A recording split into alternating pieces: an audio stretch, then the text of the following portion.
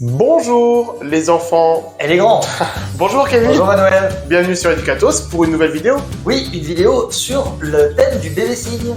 Et qui passe son temps au quotidien avec nos bébés, Kevin? Alors personnellement, c'est mon fils était à la crèche, donc c'était les assistantes maternelles. Ah oui, alors que moi mes filles sont chez la nounou. C'était aussi les assistantes maternelles. Oui, oui. Alors Manuel, on va commencer par vous présenter la nécessité du bébé signe.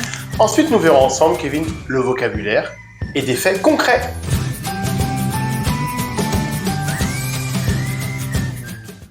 Alors Manuel, on se rend compte que nos enfants passent énormément de temps avec la nounou, nous avec les parents, l'assistante maternelle. Donc du coup, ce qui est intéressant, c'est que tout le monde puisse avoir le même langage avec le bébé.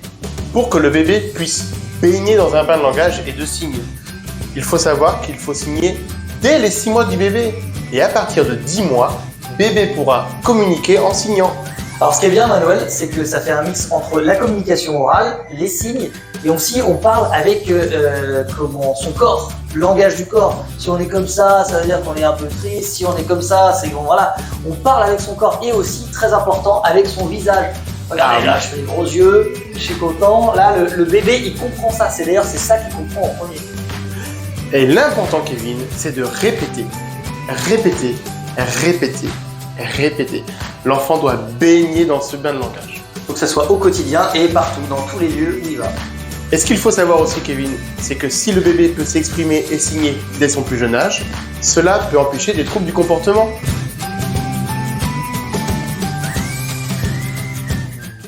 Grâce au signe, Kevin, l'enfant pourra s'exprimer. Par exemple, s'il a faim, il pourra dire « j'ai faim, je veux manger ». Donc ça, c'est manger. Ou alors « j'ai soif ». J'ai mal au ventre, j'ai mal aux oreilles. Et grâce au signe, en fait, l'enfant peut s'exprimer et cela peut éviter des grosses crises de larmes comme on a tous connu. Alors je le répète, toujours dire le mot en faisant le geste, hein. Très important. Toujours, oui. Oraliser, faut parler. Donc moi, si je peux donner un petit exemple, c'est avec mon fils. Ah oui. C'était vraiment une fois où vraiment, là j'avais vraiment l'impression qu'on pouvait communiquer tous les deux. Et c'était, je voulais le mettre dans le bain, donc l'eau était à bonne température pour moi, mais quand je l'ai mis, il avait trouvé ça très chaud. Donc du coup il m'avait dit chaud, chaud. Donc là il m'avait envoyé des informations pour me dire que son bain était chaud. Donc normalement s'il n'avait pas eu ce geste, il se serait mis juste à pleurer. Il dit ben non, la température est bonne, c'est bon. Et non. Et là il a réussi à me le dire. Donc on a évité une crise de larmes comme je disais tout à l'heure. Donc là c'est le chaud.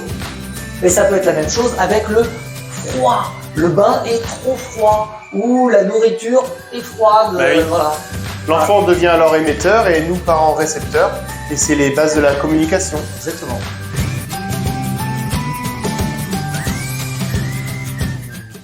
Eh bien, Kevin, j'espère que cette vidéo aura aidé les parents, mais aussi les assistantes maternelles. Et les nounous. Au revoir, Kevin. Au revoir Manuel. À bientôt sur Educatos.